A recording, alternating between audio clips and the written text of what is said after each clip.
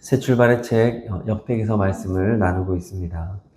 통일 이스라엘의 진정한 시작을 알린 왕 다윗은 그가 왜 왕으로서의 자격이 충분한지를 보여줍니다. 그것은 아이러니하게도 왕이 되기를 원하지 않는 모습입니다. 왕 되기를 원하지 않기 때문에 진정한 왕이다, 이런 말이죠. 자신이 왕이 됨으로써 권력을 휘두르고 자신의 왕국을 높이 세우는, 아주 견고하게 세우는 이 자체에는 큰 관심이 없습니다. 오직 하나님이 통치하는 나라, 하나님을 예배하는 나라를 사모하고 있지요. 그래서 다윗이 지금 했던 모든 행동들은 다 이것을 보여주는 겁니다. 예루살렘을 탈환한 것도 언약궤를 예루살렘에 모시기 위함이었고, 또 한 번의 실패를 했음에도 불구하고 3개월 만에 다시 도전하여 결국은 언약궤를 예루살렘으로 이동시키고 번제와 화목제를 드리고 백성을 축복하고 이제 화목제 제물을 나누어 먹으면서 하나님의 은총 아래서 함께 큰 성찬식을 하는 거죠. 예수님의 살과 피를 먹고 마시며 하나님을 왕으로 섬기는 모습을 보여주고 있습니다. 자, 이제 이 정도 했으면 좀 보는 저희들도 좀 지치는 것 같아요. 이제는 좀 쉬어야 되지 않겠나. 이제 휴가도 좀 가고 보양식도 먹고. 그런데 다윗은 쉴 생각이 없습니다. 17장 1절을 읽겠습니다. 1절, 다윗이 그의 궁전에 거주할 때에 다윗이 선지자 나단에게 이르되 나는 백향목 궁에 거주하거늘 여호와의 언약궤는 휘장 아래에 있도다. 아멘. 다윗은 아직도 목마르다는 거예요. 그것은 성전이 없다는 겁니다. 두로왕 히람을 통해서 자신은 이 백향목 궁전 최고의 주택에서 이렇게 편하게 지내고 있는데 하나님의 언약궤는 지금 천막에 거주하고 있잖아요. 장막, 텐트에 거주하고 있다. 나는 백향목 궁전, 하나님은 텐트. 이러니까 지금 견딜 수가 없다는 겁니다. 다윗의 의도를 알아차린 나단 선지자가 말합니다. 2절 읽겠습니다. 나단이 다윗에게 아뢰되 하나님이 왕과 함께 계시니 마음에 있는 바를 모두 행하소서. 당연히 이제 다윗의 갈망을 알아차린 나단은 하나님께서 허락하실 거라고 본 거예요. 마음에 있는 바를 행하세요. 성전을 지으세요. 하나님이 그것을 막으시겠습니까? 이런 뜻이에요. 자, 그런데 의도치 않게 그날 밤에 하나님이 나단 선지자에게 나타나 말씀을 주십니다. 3절, 4절 읽겠습니다. 그 밤에 하나님의 말씀이 나단에게 임하여 이르시되 가서 내 종 다윗에게 말하기를 여호와의 말씀이 너는 내가 거할 집을 건축하지 말라. 네. 놀랍게도 다윗에게 성전 건축하지 말라고 전해라 하신 겁니다. 그래서 나단은 이제 처음에 2절에서는 하세요, 마음대로 하세요 했다가 이제 하나님의 말씀을 받고 나서는 아닙니다. 성전을 지지 말라고 하십니다. 라고 전하게 됩니다. 그리고 그것만 말씀하신 것이 아니라 다른 말씀들을 함께 전해주셨는데 4절부터 14절까지가 그 유명한 다윗 언약입니다. 다윗 언약. 아브라함 언약, 시내산 언약, 이렇게 하나님이 언약을 맺어주신 그 명칭이 있는데 그 중에 이 계보를 잇는 다윗 언약이 바로 오늘 4절부터 14절까지예요. 사무엘하 7장이 원본이고 오늘 말씀은 거의 비슷합니다.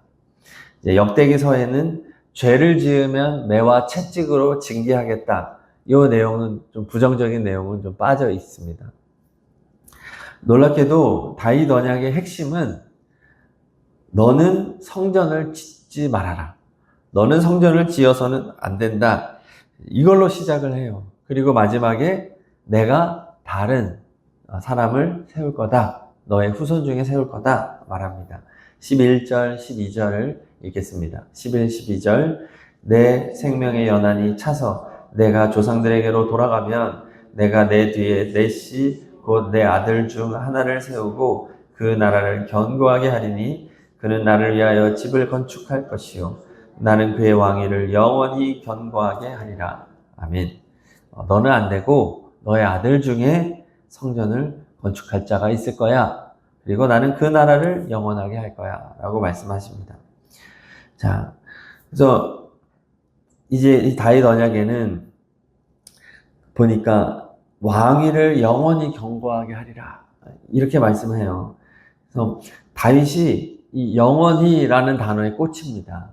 그래서 12절에 하나님이 하신 말씀이 그는 나를 위하여 집을 건축할 것이요 나는 그의 왕위를 영원히 견고하게 하리라. 이 영원이라는 말이 얼마나 놀라운 말이에요. 14절에도 하나님 영원이라는 단어 2번 더 씁니다. 14절 읽겠습니다. 내가 영원히 그를 내 집과 내 나라에 세우리니 그의 왕위가 영원히 견고하리라 하셨다 하라. 자, 영원히 영원히 영원히 3번이나 하나님이 말씀하신 이유는 절대적으로 그렇게 하겠다. 그래서 다윗은요, 이 얼마나 감사한지. 이제 이후에 다윗의 감사 기도가 시작이 되는데 다윗은 영원히라는 단어를 5번이나 씁니다. 22절, 23절, 24절 한 번씩 쓰고 27절에 2번 씁니다. 그러니까 하나님이 말씀하신 것 중에서 영원히라는 단어를 붙잡고 하나님 앞에 간절히 기도하고 있는 거예요. 요약하자면 이것입니다. 하나님 지금 말씀하셨어요. 하나님 말씀 지키셔야 돼요. 하나님 지금 영원이라고 그러셨어요. 하나님 영원히 우리를 주의 백성 삼아 주셔야 됩니다. 하나님이 영원히 우리를 주님 앞에 두셔야 됩니다. 이 나라를 영원히 견고하게 해주셔야 돼요. 그리고 영원히 우리들이 하나님께 영광 돌리게 해주시고 우리가 영원히 주의 복을 누리게 하여 주십시오. 이렇게 하는 겁니다. 하나님이 하신 말씀을 어떻게 보면 더 이제 확증 짓고 있는 거죠. 자, 그런데 잘 생각해 보면 오늘 이 흐름이 좀 이상할 수 있습니다. 다윗 언약의 핵심은 너 성전 짓지 마예요. 그러나 다윗의 소원은 성전을 짓는 것입니다. 사실 다윗은 성전을 지으려고 지금까지 달려온 거예요. 예루살렘으로 이제 수도를 천도하고 언약궤를 옮겨놓고 예배드리고 이제 마지막 다윗의 이 바램 소원은 성전 짓는 겁니다. 그런데 하나님은 짓지 마요. 나단 선지자도 당연히 허락할 거라고 생각했는데 하나님은 어떻게 보면 정색하면서 막는 거예요. 요즘 엄마들이 하는 말 이제 Don't do that 하지 마. Don't do that, David. 이거는 난리 피는 자녀들에게 부모가 하는 말이에요. 제지하는 거예요. 성윤아 식당에 누워있으면 안 돼. 성윤아 게임 그만해. 적당히 해야지. 성윤아 찡찡거리지 마. 다 Don't do that 하지 마 이거예요. 부모가 이렇게 말할 때 자녀들이 활짝 웃으면서 제가 너무 했네요. 이런 아이는 한 번도 본 적이 없어요. 다 입이 대빨 나와가지고 뭐 더 해요. 더 누우려고 그러고 부모가 그럼 부모도 속이 타죠. 오늘은 근데 하나님은 너 하지 마.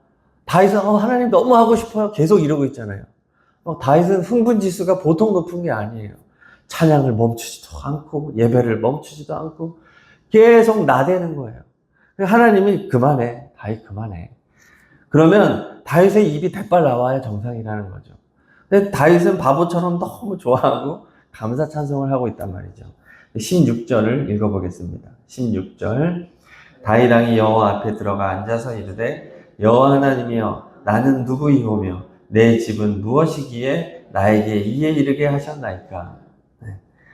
다윗은 좀 바보 같습니다. 이해를 못하고 있는 건가요? 그럴 리가 없잖아요. 자, 오늘 다윗 언약의 핵심은 너는 성전을 세울 수 없다 해서 끝나지 않고 너의 아들 중에 하나가 세울 것이다로 연결이 되니까 다윗이 분명히 자기가 세울 수 없다는 것은 불편했겠지만 그의 아들 중에 세우는 것에 대하여서 아마 흡족했던 모양이다 볼 수 있습니다. 이 아들이라는 단어는 후손이라는 의미를 함께 가지고 있습니다.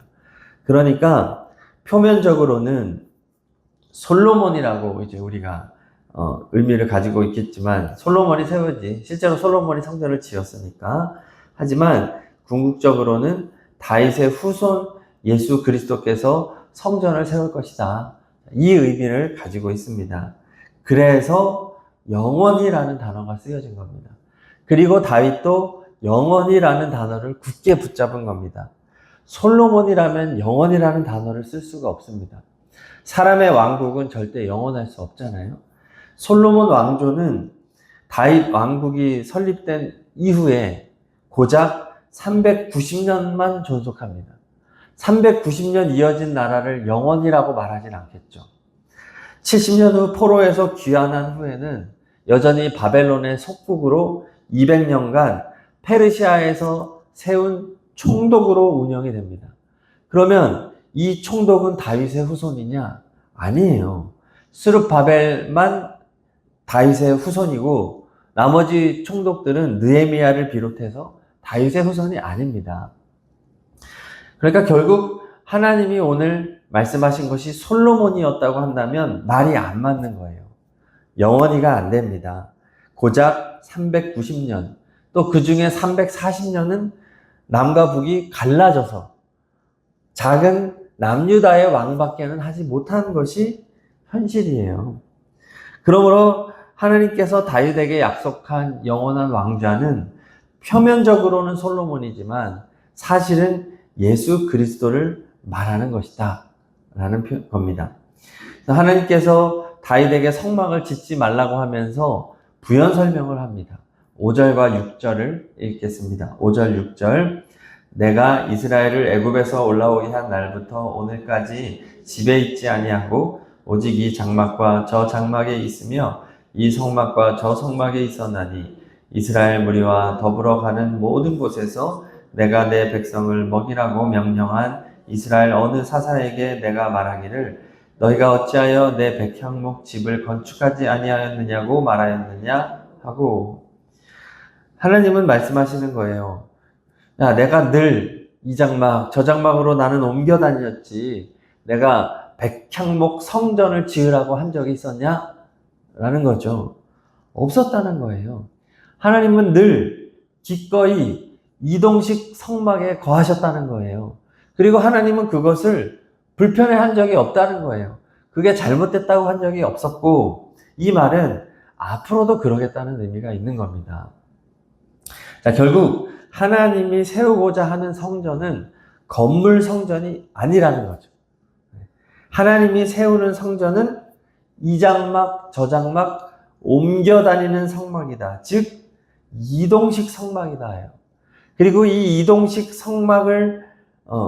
성막인데 다윗이 온전한 성전을 세울 수 없고 하나님의 아들 후손 예수 그리스도께서 온전한 성전을 아름다운 성전을 하나님 보시기에 합당한 성전을 세울 거다라는 거죠.